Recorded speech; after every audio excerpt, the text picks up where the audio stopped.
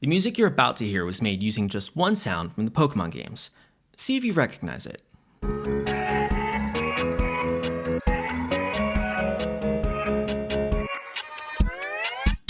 You might have caught that was made using the cry of Kricketune. In the games, every Pokémon has a unique cry or a unique sound it makes, and I wanted to challenge myself by using those sounds together to write a song. But there's another challenge I wanted to try: a hardcore Nuzlocke. I was thinking about these ideas and said, why don't I just put them together? Do a Nuzlocke where I write a song. How hard could it possibly be?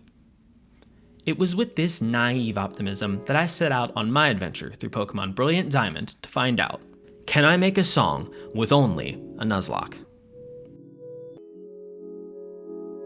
To do this, we need to establish two sets of rules. First, which rules we'll use for our hardcore Nuzlocke, and then second, what the rules are for our songwriting challenge.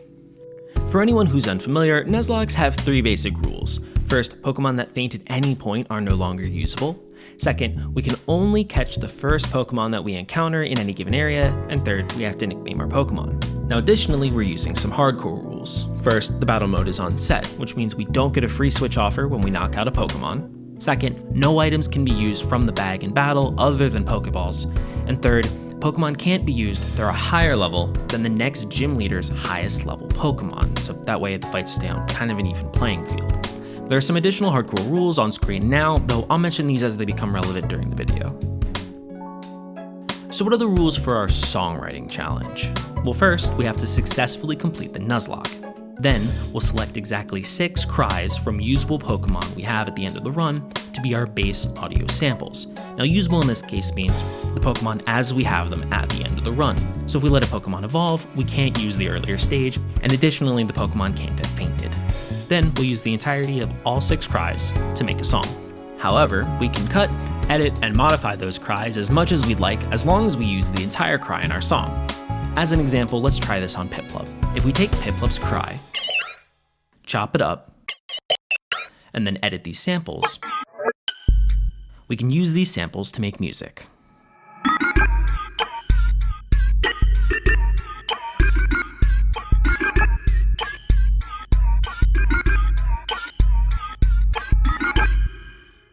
Now, when I started this project, I really didn't know what I was getting myself into, but I figured the best thing I can do is always just prepare. Our first step was to listen to the cry of every Pokemon we could find in this game, and then rank the Pokemon based on how usable their cry might be as a sample for a song.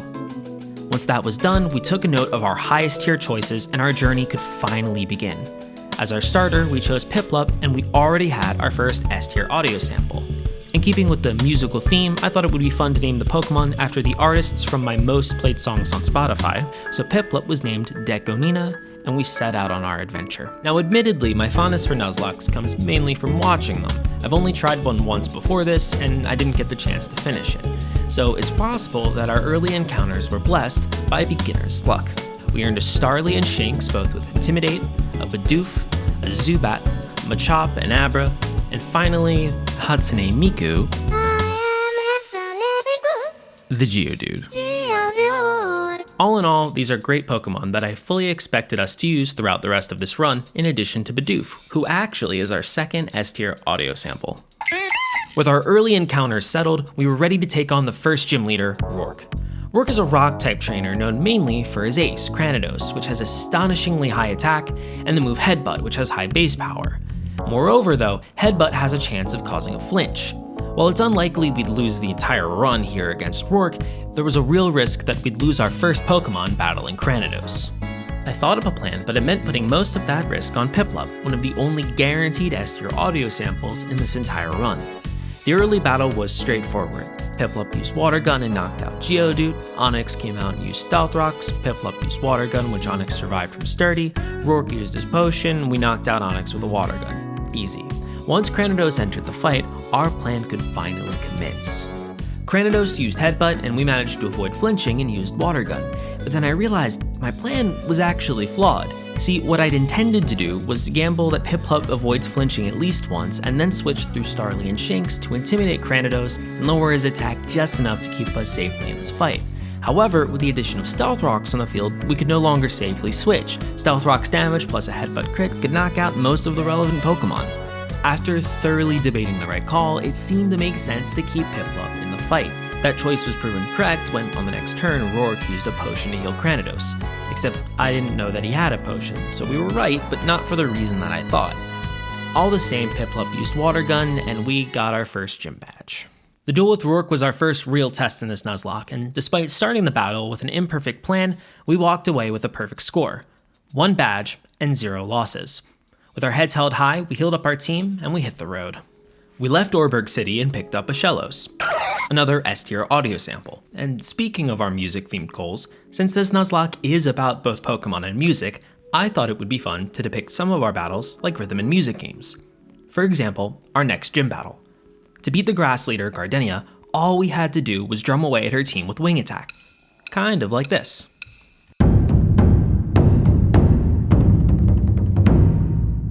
After beating Gardenia, our run was really starting to get underway, and the kinds of decisions we'd need to make would only get more involved, especially concerning catching Pokemon. See, in the early game, we basically took whatever Pokemon we could find because we had so few encounters. But after beating the second gym, a huge portion of the Sinnoh region opened up, which meant more encounters. With so many more Pokemon to catch, it was time to rethink how we found Pokemon. Hi, I'm Barker, but most people call me the Pokemon Professor. I'm here to explain some Nuzlocke mechanics. While it is true that we can only catch the first Pokemon that we encounter in any given area, we're not actually required to walk into the first patch of grass we see and just start throwing Pokeballs. If we want, we can wait, or we can skip an area, or we can even choose the way that we encounter Pokemon. For this playthrough, there are basically 5 ways to find Pokemon. We can find them in tall grass or caves, surfing across open water, fishing with different rods, hidden amongst the leaves of honey trees, or from overworld encounters and eggs. Deciding how we encounter Pokemon is a key step towards actually finding the ones that we need to succeed. With that in mind, let's see how we chose to find our next Pokemon. At Valley Windworks, instead of searching in the tall grass, we waited for a special Drifloon to appear in the overworld. We also got a Happiny Egg from an NPC in Hearthome City. We still found some Pokemon in tall grass, including a Ponyta, a Budew, a Kricketune, and a Ghastly. Our thoughtfulness had been thoroughly rewarded. These were great Pokemon that we already had plans to use. However, it wasn't all perfect hunting. We were searching for an encounter on Route 214 and, well, this happened. Damn it. I'm just gambling all of... No! No, I thought... VME, the Ghastly, rest in peace. You are one of the Pokemon of all time. Our first loss, and it was for nothing. We didn't even catch the Giraffe Egg. And worse yet, right after this, we had a battle against the fighting gym leader, Maylene. Maylene is the more dangerous of 2 gym leaders tied to the same level cap. Her Meditite and Machoke are both great Pokemon that we couldn't ignore, but of course it was her ace, Lucario, that posed the biggest threat. Taking a look at her first Pokemon, Meditite's moveset, it seems none of these moves can affect Drifblim because of Drifblim's ghost typing. The plan was then to send out Drifblim, stockpile 3 times for bulk, and then sweep her team with Shadow Ball. I was optimistic that our Drifblim plan would work out, but if something went wrong, we also had Crobat and Staravia to deal out some big flying damage, Miku to work as a pivot between Pokemon, Ponyta to help deal with Lucario, and a low-level Chansey to soak up experience. I had intended to bring Ghastly to this fight too, but that was obviously no longer an option. We opened according to plan, but much to my surprise, Maylene immediately switched to Machoke. Fearing a knockoff crit, we switched to Miku, ate the knockoff, baited a low sweep, and sent out Staravia safely. Staravia dealt great damage, but I hadn't accounted for the speed drop from low sweep. We pivoted back through Miku to Crobat, and finally knocked out Machoke. Meditite re-entered the battlefield, and it seemed safe to return to plan A. We sent out Drifblim, and all we had to do was stockpile 3 times, and this badge was ours. Or so I thought. Oh, it does. I'm wrong. Yeah, see, while normal type moves don't usually affect ghost Pokemon, Flash is actually an exception, which I did not know. Despite this revelation, I stuck to the plan, stockpiling up to the limit and then 2 more times, just being negligent. In the meantime, Meditite flashed us down to 50% accuracy. We managed to knock her out with a Shadow Ball, but then we had to fight Lucario. That was not what we wanted to see. We might be tempting fate right now. We were in danger. If Drifblim kept missing, Lucario could keep bulking up and could sweep through our entire team. Realizing the mistake I had made, I pivoted to Ponyta to get some stable damage. We managed to land a Flame Wheel, but then...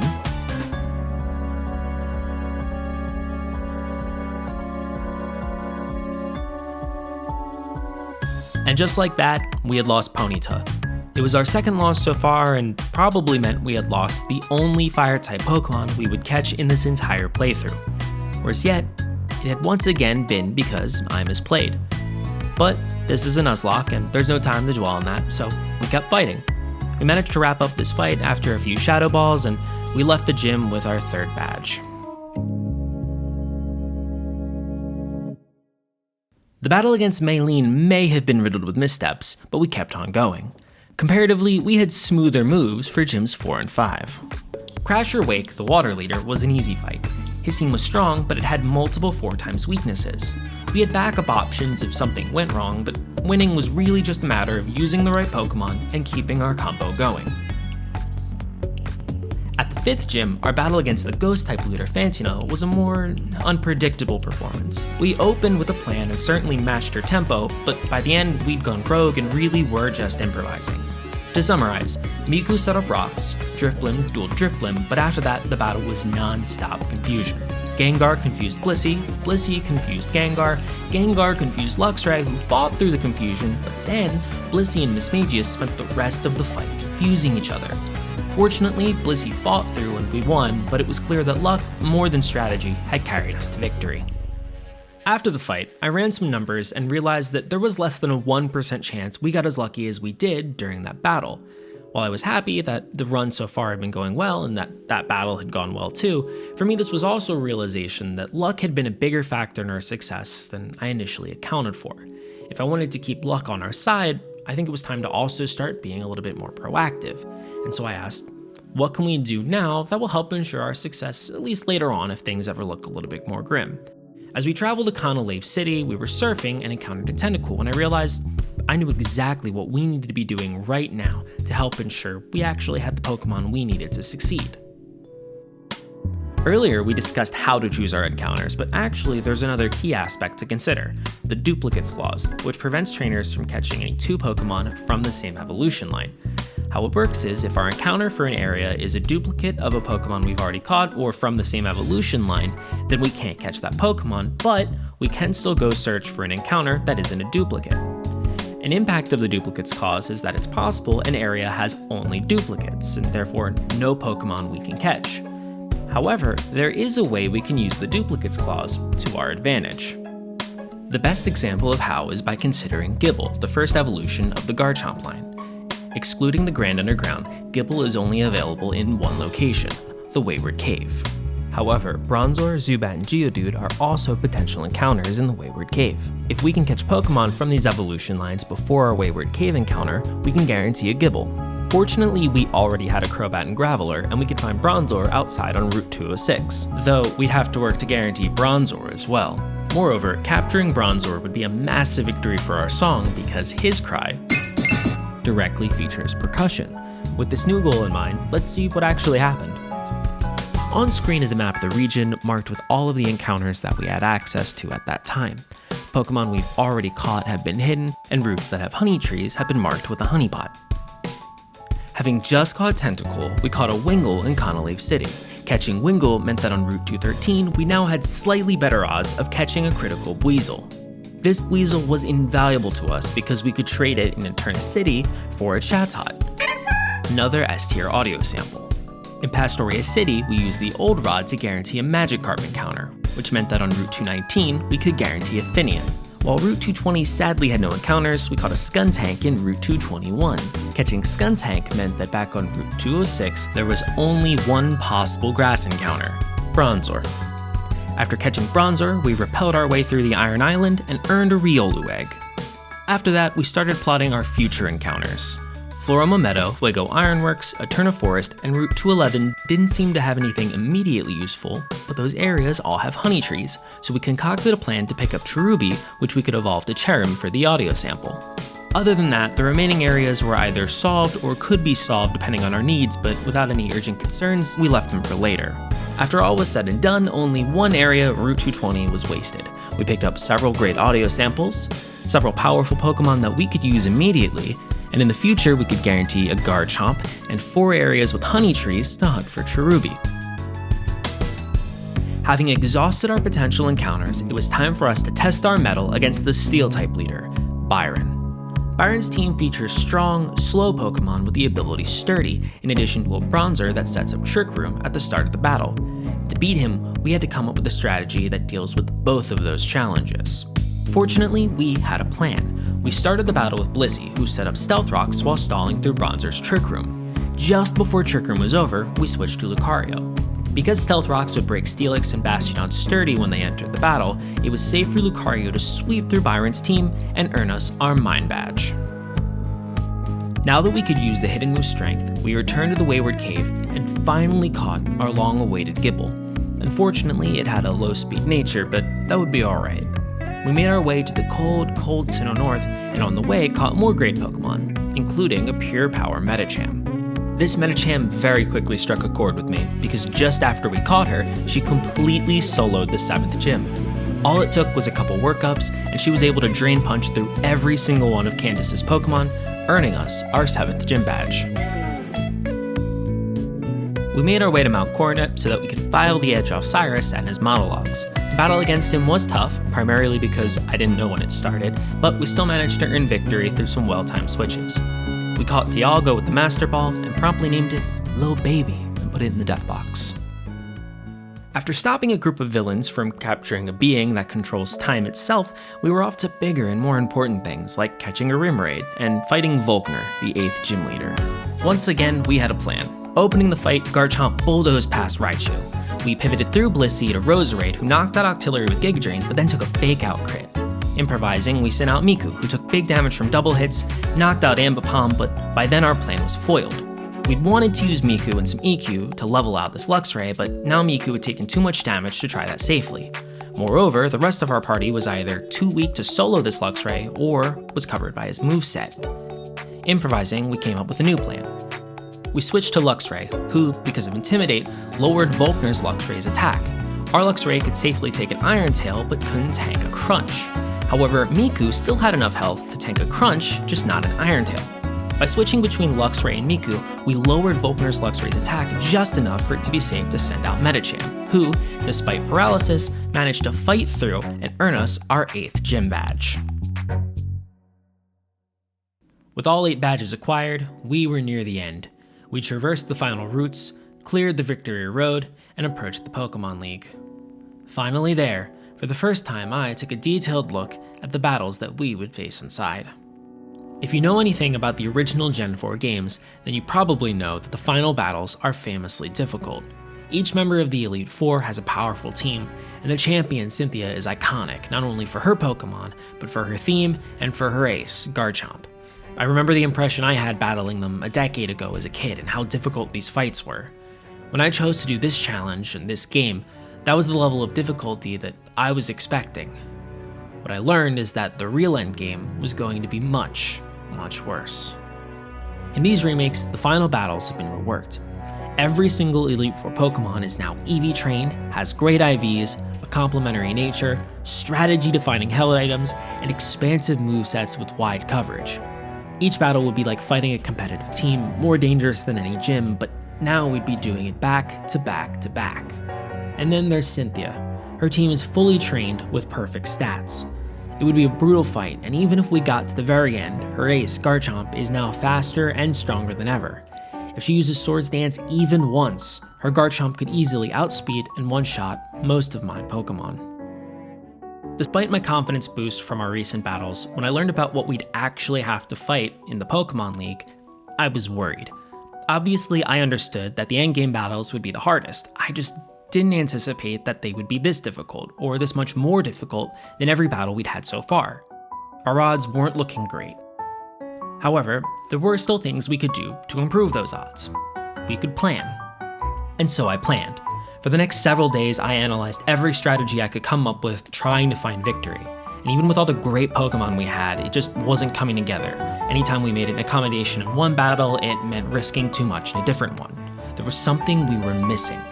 So I looked back at our previous battles and encounters, our successes and our mistakes, trying to find something I hadn't considered. and I found it. One addition to our team that would let us change our strategies just enough to maybe find victory. It wasn't a Pokemon I expected, but when I looked at the entire plan, it made the most sense. I caught our last encounter and then prepared to fight our final battles.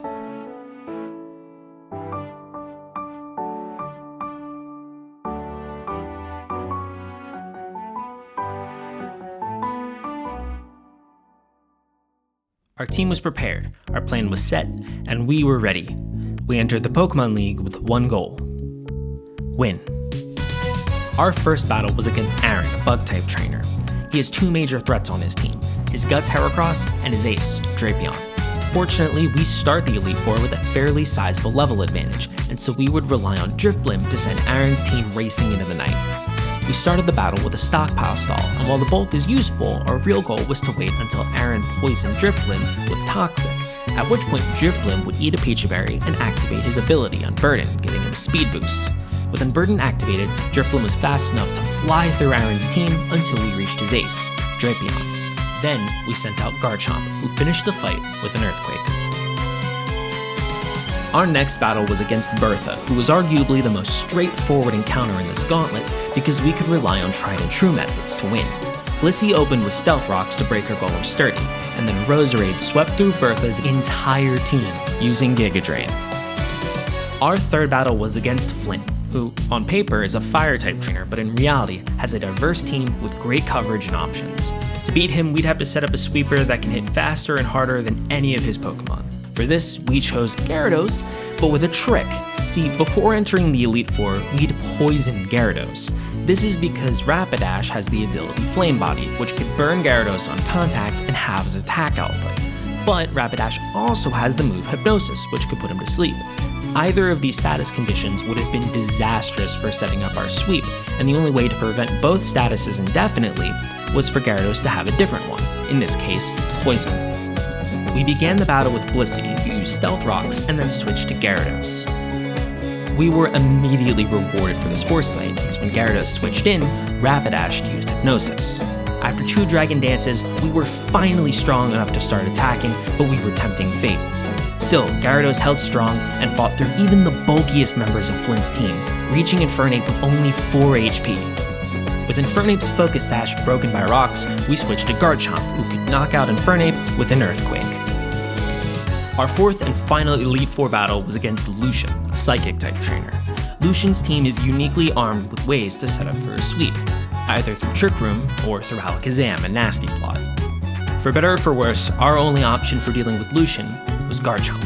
Lucian began the battle with Mr. Mime. However, we gave our Garchomp just enough speed evaders to outspeed Mr. Mime and one-shot him with Earthquake. Lucian's next choice of Pokemon would have a critical impact on the fate of the battle, and he chose our preferred option, Medicham. Presumably, he sees a 4 times super effective Ice Punch, which, under Trick Room conditions, would knock out Garchomp or at least force a switch, but here, we can strike first and one-shot Medicham with Earthquake. Next, Lucian sent out Alakazam. Now his Alakazam is set up to sweep without needing Trick Room because he can use Nasty Plot, so we had no choice but to attack. However, Alakazam used Future Sight before we landed an Earthquake. Lucian's fourth Pokemon was Girafarig. Now, in all our calculations for this battle, the best odds we could get for one-shotting Girafarig would be basically a coin toss, and in the worst case scenario, we would fail to one-shot Girafarig and he would use Trick Room. This is exactly what happened. However, the danger had only been if Girafarig had gone out early in the fight. Now though, the conditions were not only different, they were ideal. We swapped to Blissey, who took the Future Sight for Garchomp, set up a light screen for safety, and then chipped Girafarig's health just enough to guarantee Garchomp could knock out Girafarig with Earthquake. All that was left was his ace, Bronzong. We used Swords Dance once to guarantee a clean one-shot with no item use, and knocked out Bronzong with Crunch.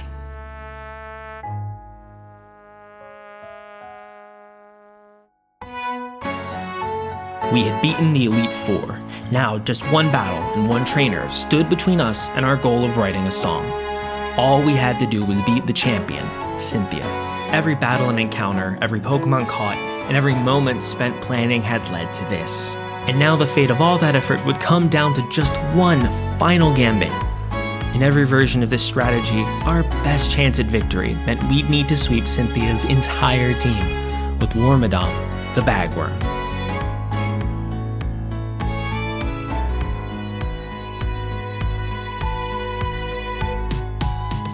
We began the battle with Blissey, whose singular goal is to set the stage for Wormadam. We used Light Screen, which would last for 8 turns because of our held item, Light Clay. We then used Stealth Rocks to deter Cynthia from switching. For the next 6 turns, we took a play from Maylene and used Flash on Spiritomb. We needed to drop its accuracy to the lowest amount possible. Throughout this, Spiritomb used Sucker Punch, but to no avail. On turn 9, we used Light Screen, and finally on turn 10, Wormadam entered the fight. 6 Quiver Dances. If we could Quiver Dance 6 times without taking a critical hit and without Cynthia switching, then we would win. We danced once and we dodged a Dark Pulse. We danced the second time and we dodged a Psychic. We danced the third time, but then Dark Pulse didn't crit, we're alright. We danced 4, 5, 6 times. And after the 6th and final Quiver Dance, Spiritomb landed a Psychic, and we done it. Victory was ours.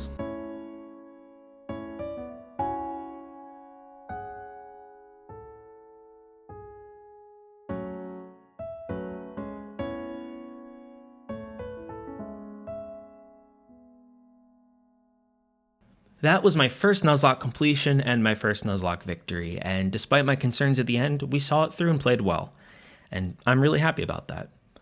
Now with that being said, we actually still have one more thing to discuss, a song written with our Pokemon.